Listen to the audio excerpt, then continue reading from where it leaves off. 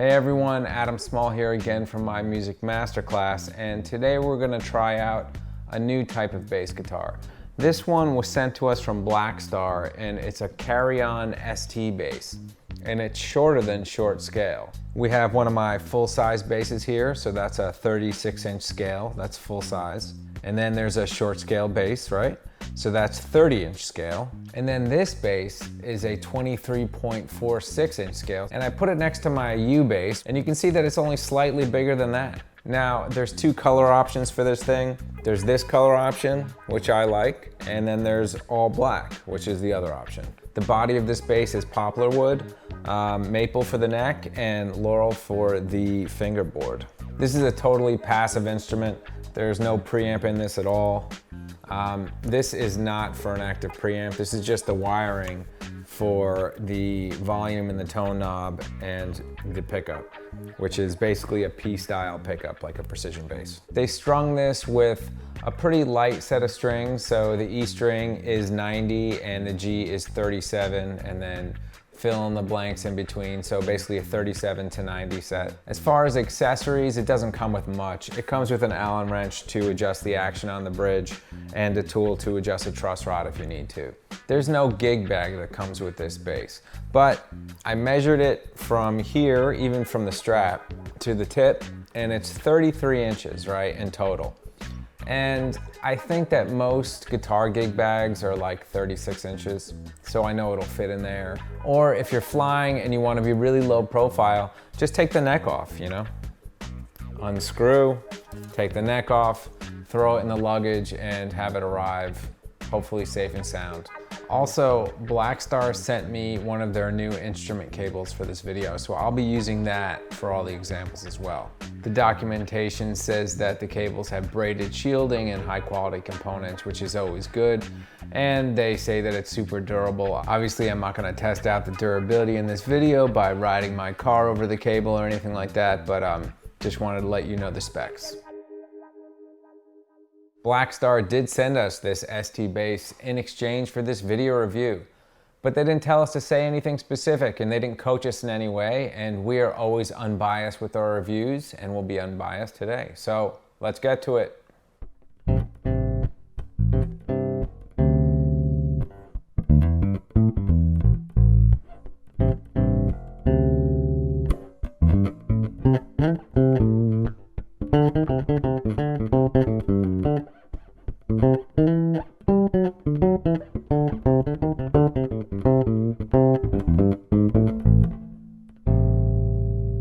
The first thing that I notice on this instrument, besides the scale being clearly shorter, is that there's a good string tension, meaning that these strings aren't floppy. For those of you who have played U basses like the one behind me here, this guy, you've noticed that the strings are very floppy. Like, look at that. You can just move them almost completely off the neck with one finger, right?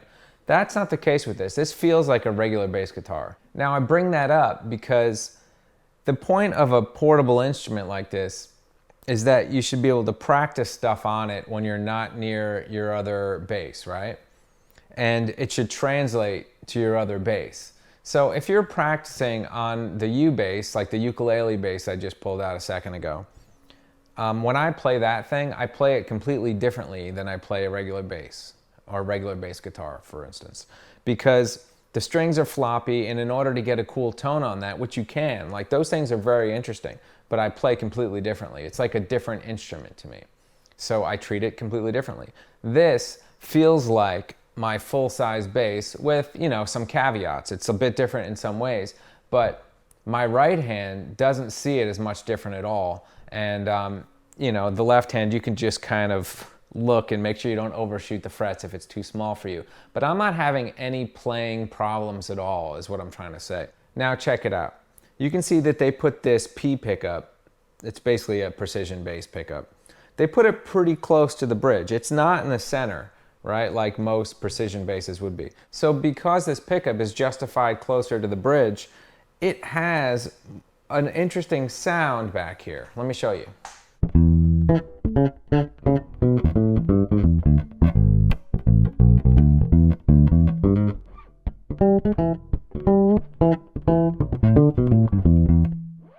Now you can hear how percussive this thing is when you play around the pickup area, because the pickup is right near the bridge, and that's kind of where it's picking up the meat of this. If I play closer to the middle or even near the neck, it'll round out the sound just like with any bass.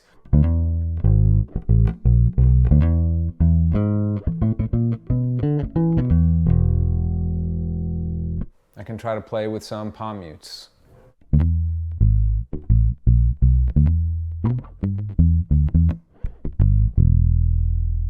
The neck on this thing is comfortable. There's no sharp frets, so it's nicely finished.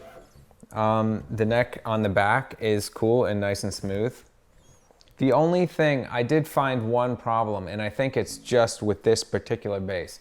Something happened in the factory, and I'm going to show you what it is.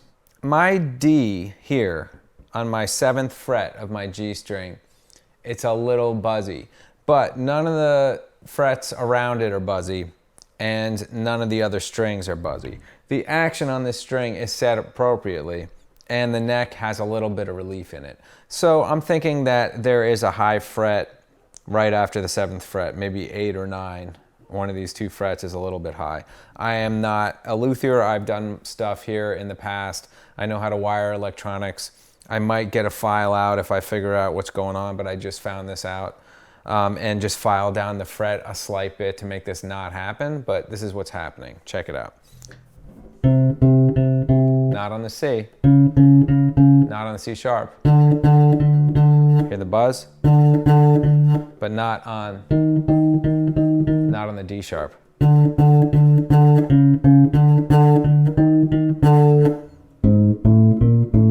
Not there, not here. See, and that's how I know it's not just the relief of the neck. Sometimes you can just give your neck a little bit more relief by loosening your truss rod and eliminate these problems.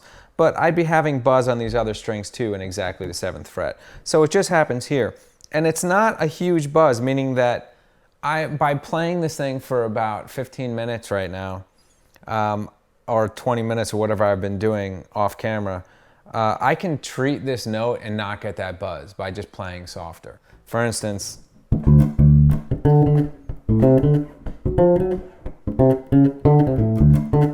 right? You didn't even hear it. See, it sounds fine. So it's all about how you play it, but yeah, I will file that just a little bit in the future when I'm not on camera. We can see how this thing responds quarterly. How clean it is. I can make sure the treble's all the way up. I had my tone at about 80%. Now it's 100%. So all the way up. This is what it sounds like if I play a G minor 7 to C7. And that's a low register. Let's move it up, right? And another thing that you can do in this bass, which makes 0 sense practically, is to play your octaves in a different way, meaning that you can play A here and A here. That is nonsense, and I would never do that on a gig, but yeah, you can do it on this scale, right? So I'm just gonna play a simple drum beat over there on my V drums, and then take some other basses off the wall here that you probably can't see in frame here. And I'm gonna do a comparison of sound between this and some other basses that you might know the sound of better.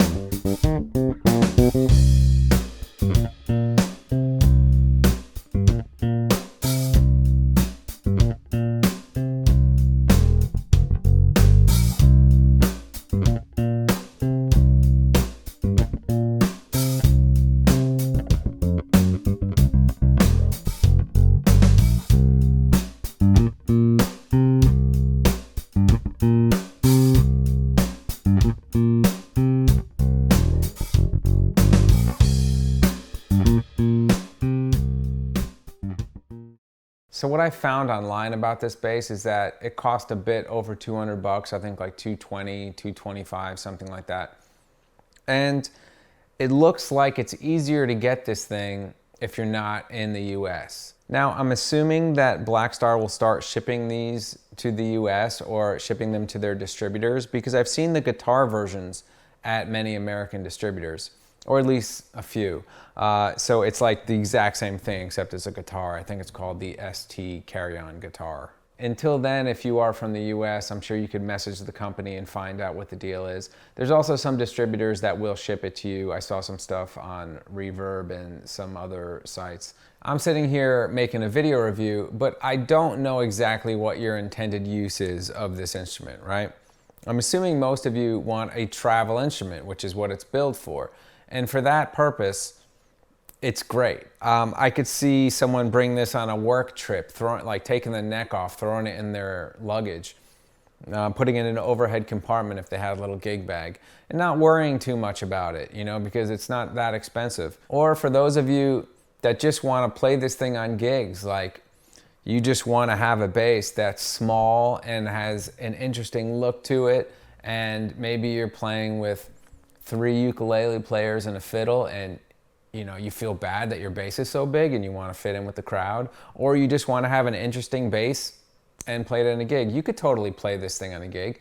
And that's why I gave you these sound examples. So you have to decide if this sounds good to you. Speaking of a band setting, what does this thing look like on a strap, and will it neck dive? Let's find out. Actually, this thing doesn't neck dive at all. It actually completely sits perfectly.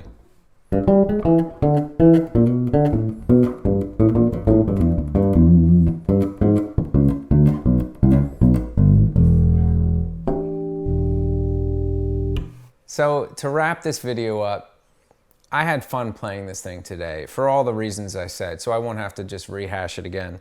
But yeah, I mean, basically it's very fun to play. It's quick, it's, you know, you can move down the neck fast. The tension is cool. The pickup is very interesting, being this close to the bridge. This percussive sound is very interesting and something I can't get with my other basses. I mean, obviously I can get a similar thing with my jazz bass, but this is different, and so that's interesting to me. Anyway, that's it for me today. So thanks so much for watching. I hope you got something out of this video. Please subscribe to the channel. The more people that subscribe, the more of these we can do. And also comment if you have any questions or anything like that.